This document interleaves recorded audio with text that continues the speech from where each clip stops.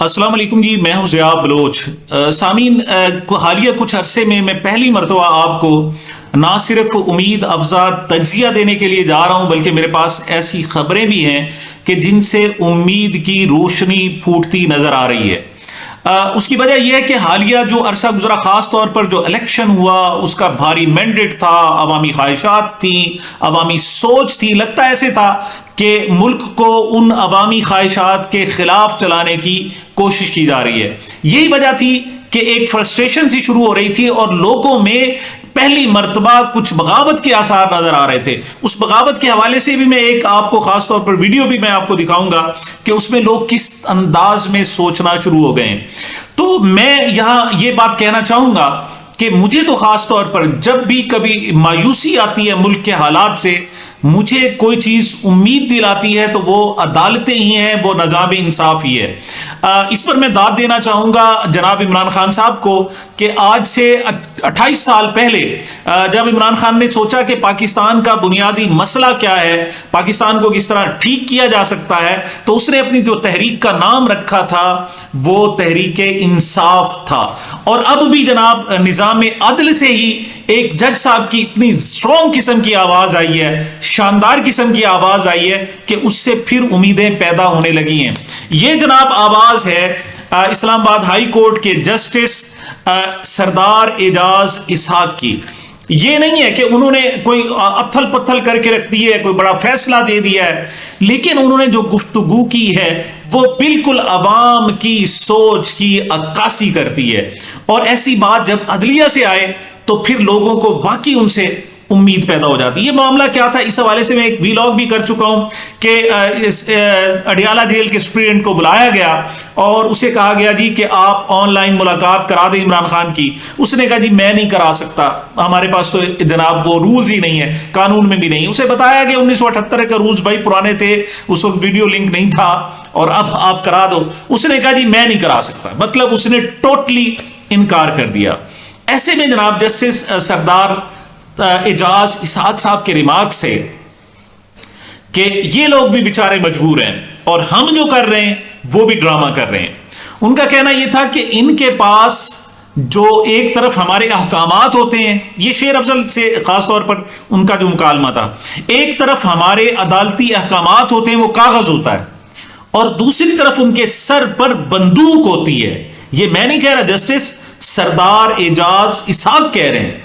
دوسری طرف ان کے جو افسر ہیں ان کے سر پر بندوق ہوتی ہے، اور صرف بات معاملہ یہیں تک نہیں ہوتا بلکہ ان کا کیریئر بھی ان کے سامنے ہوتا ہے اور پھر ان کی اولاد بھی ان کے سامنے ہوتی ہے۔ انہیں پتہ ہوتی ہے کہ ہم اس پر جو عدالتی احکامات ہیں، ہمارا ضمیر جو کہہ رہا ہے، جو ہونا چاہیے، جو اصول ہے، جو انصاف ہے، اس کے تحت تو یہ بنتا ہی نہیں ہے۔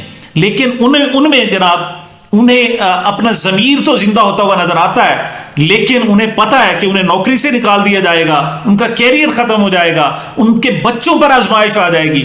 اس وجہ سے وہ پھر کاغذ کے ٹکڑے کو اہمیت نہیں دیتے بلکہ اس بندوق کی سنتے ہیں۔ تو اس پر رائے بھی دی جسٹس صاحب نے۔ جسٹس صاحب نے کہا کہ اگر 200 افسر قربانی دیں اور وہ غیر قانونی احکامات ماننے سے انکار کر دیں تو بڑی تبدیلی آ سکتی ہے۔ یہ ان کا خیال تھا اور یہ بات سچ بھی ہے۔ آپ کو پتہ ہے ایک کمشنر لیاقت چٹھا، صرف ایک شخص، ایک افسر اٹھا اور اس نے اتھل پتھل مچا کے رکھ دی۔ اگر 200 افسر آ جائیں تو واقعی بہت بڑی تبدیلی آ جائے گی۔ صاحب انہوں نے جو اشارہ کیا ہے اسٹیبلشمنٹ کی طرف کیا ہے کہ وہ بندوق والے ہیں، ہم صرف آرڈرز دیتے ہیں، جو کاغذ پہ آرڈر دیتے ہیں، تو ایسے میں انہی کی بات بنتی ہے، کسی اور کی نہیں بنتی۔ شیر افضل مروت نے اگرچہ اس پر ایڈ بھی کیا کہ جو قلم کی طاقت ہے وہ جناب اس سے تلوار کی طاقت سے بھی زیادہ اور بندوق سے بھی زیادہ بہتر کام لیا جا سکتا ہے، لیکن ابھی تک جو ہمیں نظر آیا ہے کہ قلم کی طاقت نے چونکہ کام نہیں کیا۔ ہم گزشتہ 2 4 5 سال 8 سال سے جب سے جو صورتحال دیکھ رہے ہیں، قلم چلنا بند ہو گیا ہے، اس کی سیاہی ختم ہو گئی ہے یا کچھ اور ہو گیا ہے۔ ہاں البتہ بندوق کا جو زور ہے وہ برقرار ہے۔ تو جسٹس صاحب بڑے حیران، انہوں نے کہا اچھا یہ کیسے؟ تو انہوں نے کہا دیکھیں جی ڈی سی اسلام آباد کے ساتھ کیا ہوا۔ عرفان میمن کی طرف بات کی کہ جب انہوں نے جناب جسٹس بابر ستار نے ان کے خلاف بات کی تو جناب اوورال مطلب انہوں نے ابھی حکم دیا ہے کہ 26 کو آپ ملاقات کروائیں اور 29 تاریخ کو انہوں نے پھر 29 مارچ کو دوبارہ اس کیس کی سماعت رکھی ہے. تو یہ کیا ہوا؟ میرا سوال یہ پیدا ہوا ہے کہ ایسا یہ کیا ہوا، کس وجہ سے ہوا؟ اس کی جناب مختلف وجوہات ہیں. وجہ یہ ہے کہ آپ ذرا ہسٹری میں جائیں تو ہمارے پاس بہت ساری قوتیں تھیں جو پاکستان کو توڑنے کے لیے تیار تھیں. آپ ذرا صوبوں وائز دیکھ لیں. خیبر پختونخوا میں پختونستان کا نعرہ لگایا جا رہا تھا، علیحدہ یعنی پشتو بولنے والوں کا باقاعدہ ملک، اور ساتھ وہ افغانستان سے اور اس طرح سے ان کی کوئی سیٹنگ جناب چل رہی تھی، اور اس کو کنٹرول کرنا بڑا مشکل تھا.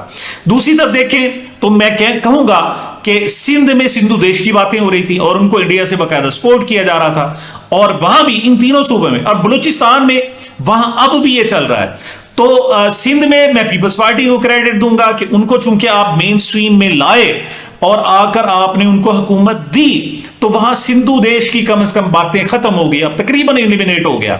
اسی طریقے سے خیبر پختونخوا میں آپ جس کو لائیں وہ عمران خان ہے، جس نے آ کے ساری تبدیلی کر دی. حالانکہ اس سے پہلے نواز شریف بھی آپ کے پاس ایک واحد چوائس تھا کہ باقی سارے لوگ جب اپنے علاقائی حوالوں سے بات کرتے تھے تو مسلم لیگ نون ایسی تھی، ایک تو پاکستان کی خالق جماعت تھی مسلم لیگ، اور اس کا جو دھڑا مسلم لیگ نون تھا وہ کم از کم پاکستان کی بات کرتا تھا. لیکن جب 3 صوبوں میں کنفلکٹ ہو، وہاں اصل صورتحال وہاں بلوچستان میں گریٹر بلوچستان کی بات ہو رہی ہو کہ جناب ایران کا کچھ حصہ بھی ملا کر بلوچستان ملا کر ایک علیحدہ ملک بنایا جائے، جب آپ کے ایک ملک کے اندر 3 نئے ملک بنانے کی خواہش کی جا رہی ہو، اور جبکہ آپ کے آزاد کشمیر کی صورتحال یہ ہو کہ انڈیا کے ساتھ آپ کا پنگا ہے اور آپ کے لیے بڑا مشکل ہو رہا ہے، ایسے میں آپ کی امید کی ایک ہی قوت تھی اور وہ تھی پاکستان کی فوج جو ان کو سنبھالے جا رہی تھی.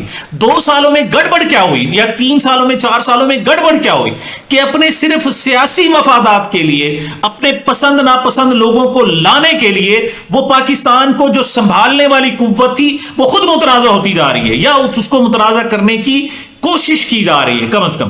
اب اس کی وجہ سے ایک جذبات اس قسم کے ابھر رہے ہیں.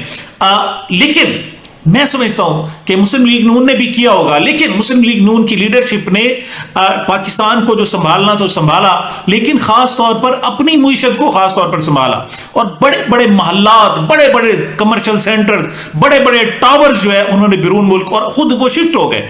اب ان کی اٹیچمنٹ جو ہے وہ پاکستان سے صرف حکمرانی تک ہے، اس کے علاوہ کچھ نہیں. اور دوسری طرف جو فوج سنبھال رہی تھی اس کے ساتھ بھی وہ صرف عمران خان کے ساتھ صرف چپکلش یا عمران خان کے ساتھ مس انڈرسٹینڈنگ، چلو کم سے کم لفظ استعمال کرنے، اس کی وجہ سے مسائل پیدا ہو گئے. اور دوسری طرف عمران خان نے تو یہ جو تمام علاقائی تعصبات تھے ان سب کو دفن کر کے تقریباً رکھ دیا. اس وقت خیبر پختونخوا 3ری مرتبہ مینڈیٹ دے رہا ہے، اور پہلی مرتبہ اس نے ہاف مینڈیٹ دیا، دوسری مرتبہ 2/3 دیا، اس مرتبہ 3/4 سے بھی زیادہ اس نے مینڈیٹ دے دیا عمران خان کو.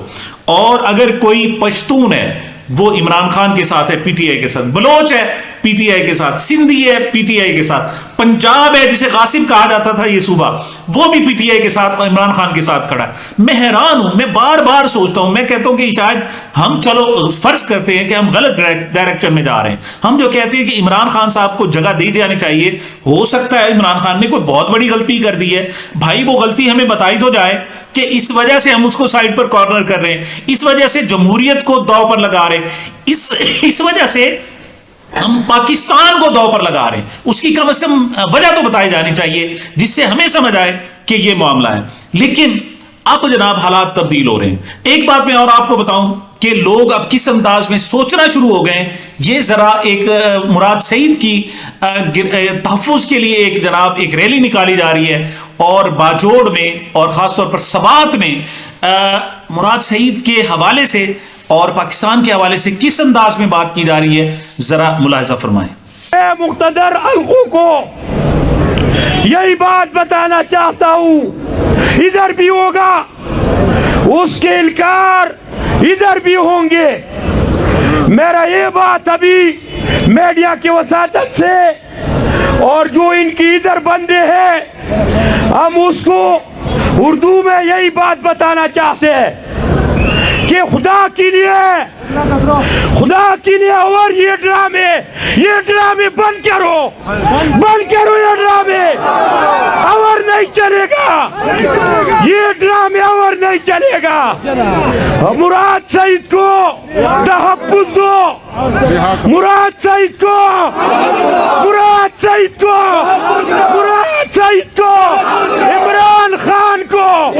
عمران خان کو آپ لوگ یہ بات غور سے سن لو، یہ جو ابھی آپ کر رہا ہے، یہ آپ آزاد پختونستان کا اشارہ دیتے ہم کو۔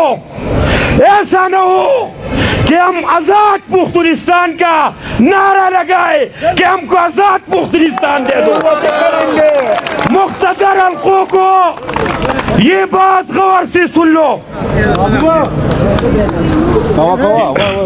اصل میں مراد سعید کے اوپر جو FIR جعلی FIR ہوا ہے، مراد سعید ہم کو معلوم ہے وہ اس مٹی کا بچہ ہے، وہ اس علاقے کا بچہ ہے۔ مراد سعید ہم کو معلوم ہے اس نے کوئی بھی غداری نہیں کی۔ یہ ایک انتہائی الارمنگ سچویشن ہے، اور میرے خیال میں ہر محب وطن جسے پاکستان سے محبت ہے، جو پاکستان سے پیار کرتا ہے، جس کی جو ہے پیدائش میں ہی اس کے کان میں جو لوریاں دی گئیں وہ پاکستان کی لوریاں دی گئیں، ان کے لیے بڑی تکلیف دہ بات ہے۔ میں PTI سے بھی کہوں گا کہ خدا کے لیے اپنے لوگوں کو اس حد تک نہ لے جائیں، اس حد تک نہ۔ ٹھیک ہے اس وقت بہت سفر کر رہے ہیں عمران خان، بہت زیادہ تکلیف میں، لیکن معاملات کو خدا کے لیے اس حد تک نہ لے جائیں۔ اور دوسری طرف میں اسٹیبلشمنٹ سے بھی کہوں گا کہ یہ پاکستان آپ کا ہے، اسے خدا کے لیے سنبھالیں، اس حد تک نہ لے جائیں معاملات کو، اس حد تک نفرتیں نہ پیدا کر دیں، اس حد تک اپنے دلوں میں دوریاں نہ پیدا کر دیں۔ لیکن مجھے حوصلہ افزا صورتحال کہاں سے نظر آئی، وہ یہ ہے کہ حالات تبدیل ہونا شروع ہو گئے۔ ایک تو جسٹس سردار اعجاز اسحاق صاحب نے جو کہا، اگرچہ انہوں نے کوئی فارمولہ نہیں دیا، کوئی مطلب حل نہیں کیا، وجہ کیا ہے کہ وہ خود کہہ رہے ہیں کہ ہم ڈرامہ ہیں، ہم تو خود ڈرامہ بازی کر رہے ہیں، مطلب ہمیں پتہ ہے کہ ہمارے اختیارات کو، ہمارے جناب فیصلوں کو کیا اہمیت دی جا رہی ہے، لیکن کیا کریں، ایک ڈرامہ کم از کم ایک پپٹ کی طرح ایک بات کرنے پر مجبور ہے۔ مطلب یہ جج صاحب کے منہ سے یہ سارا کچھ نکل رہا ہے، اس کے ریمارکس ہیں، یہ کوئی کم نہیں ہے۔ لیکن اس کی وجہ کیا ہے؟ اس کی وجہ جو بتائی ہے جناب وہ حسنات ملک صاحب ہیں، آپ کو پتہ ہے سینئر صحافی ہیں اور کورٹس کو ڈیل کرتے ہیں، وہ خاص طور پر عدالتوں کو ڈیل کرتے ہیں۔ ان کا کہنا یہ ہے کہ یہ سوچ صرف اسلام آباد ہائی کورٹ میں نہیں پیدا ہو گئی، بلکہ لاہور ہائی کورٹ میں پیدا ہو چکی ہے، سپریم کورٹ میں پیدا ہو چکی ہے، اور باقی پشاور ہائی کورٹ میں یعنی پاکستان کی تقریباً تمام عدلیہ میں، اور ایک سوچ پیدا ہو گئی ہے۔ یہ سوچ اگر پیدا نہیں ہوئی ہے پاکستانیت کی، اور جو عدلیہ کی جناب مٹی پلید ہو رہی ہے، اس کا اگر کسی کو احساس نہیں ہے تو وہ صرف چیف جسٹس قاضی فائز عیسیٰ کو نہیں ہے، یا اس طرف دوسری طرف چیف جسٹس اسلام آباد ہائی کورٹ عامر فاروق کو نہیں ہے، ورنہ باقی تمام ججز کو اس بات کا احساس ہو گیا اور اس کو وہ بہتر کرنے کی کوشش کر رہے ہیں۔ کیا کہتے ہیں جناب حسنات ملک صاحب، ذرا انہی کی زبانی آپ ملاحظہ فرمائیں جو انہوں نے جیو ٹی وی پر شاہ زیب خانزادہ صاحب کے ساتھ کہا، کیا کہتے ہیں ملاحظہ فرمائیں۔ کا جو ہم دیکھ رہے ہیں کہ 5-6 مہینوں میں ایک پرسپشن بن رہی تھی کہ عدلیہ ارریلیونٹ ہو رہی ہے اور بہت سے معاملات سول لبرٹیز کے ان میں خاموشی اختیار کی ہوئی ہے، خاص کر سپریم کورٹ میں چیف جسٹس قاضی فائزہ نے. تو یہ اب جو ہم دیکھ رہے ہیں کہ ایک ہفتے سے وہاں تبدیلی بڑی واضح نظر آ رہی ہے. اسلام آباد ہائی کورٹ میں پہلے بھی جو ہے وہ ایک بڑی ریزینٹمنٹ تھی. وہاں اسلام آباد ہائی کورٹ کے چیف جسٹس عامر فاروق کی سوچ ڈفرینٹ تھی. جو ادر سارے ججز تھے اسلام آباد ہائی کورٹ کے وہ ذرا ڈفرینٹ سوچ کے حامل ججز ہیں. وہاں بھی ڈیبیٹ انٹرنل بھی اطلاعات ہیں کہ ہوئی ہے. اب کیسز بھی وہاں دوسرے ججز کو تقسیم ہو رہے ہیں. لاہور ہائی کورٹ میں بھی فل کورٹ میٹنگ ہوئی ہے. ایک جج نے بڑے سوالات اٹھائے ہیں کہ ہماری کریڈیبلٹی، ہماری پرسپشن کیا ہو رہی ہے، خواتین کو بیل کیوں نہیں مل رہی. اس قسم کے اس پہ ریئیکشن بھی آیا دوسرے سینئر ججز کی طرف سے. تو یہ انٹرنل ڈیبیٹ ہو رہی ہے. اسی طرح ستور کے معاملے میں جو JIT صحافیوں کے معاملے میں بنی، سپریم کورٹ میں ججز نے انٹرنلی سوالات اٹھائے ہیں. تو یہ بات ہے کہ انٹرنلی جو ہے وہ ججز اب یہ بات چیت کرنا شروع ہو گئے ہیں کہ جی ہماری جو سپیس ہے وہ ختم ہو رہی ہے, ہمیں ارریلیونٹ ہو رہے ہیں, ہمیں اپنی سپیس لینی ہوگی.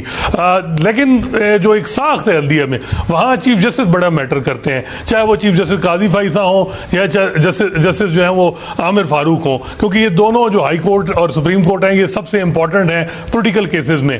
تو اب دیکھنا ہے کہ کیا یہ بھی ان میں بھی جو ہے وہ تبدیلی آئے گی, کیونکہ ہم دیکھ رہے ہیں کہ اب بڑے اہم کیسز آنے والے ہیں. فوجی عدالتوں میں سویلین ٹرائل کا معاملہ, وہ ابھی کیس پینڈنگ ہے.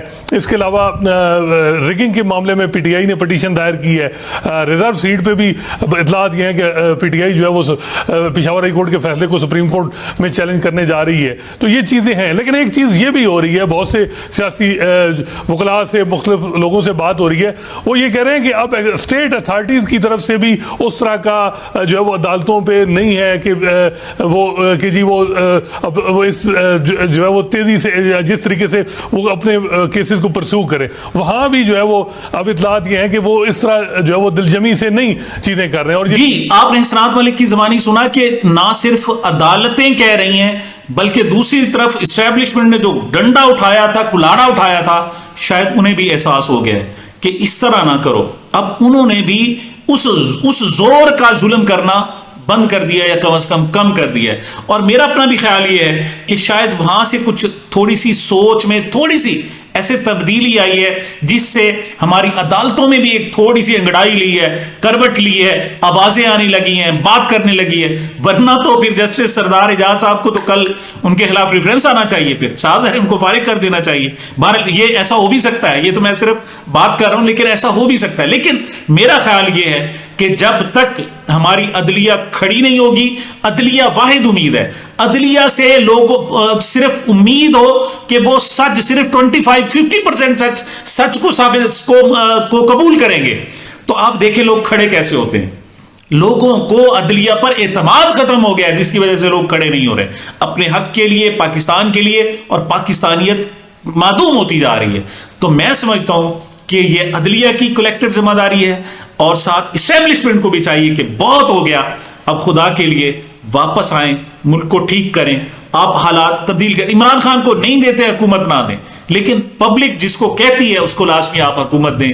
پاکستان کو پاکستانیوں کے مطابق چلنے دیں, باہر سے ڈائریکشنز اب قبول نہیں ہوگی. یہ تو جناب میری گزارشات تھی. اس حوالے سے آپ کے کمنٹس کا, آپ کے فیڈ بیک کا مجھے انتظار رہے گا.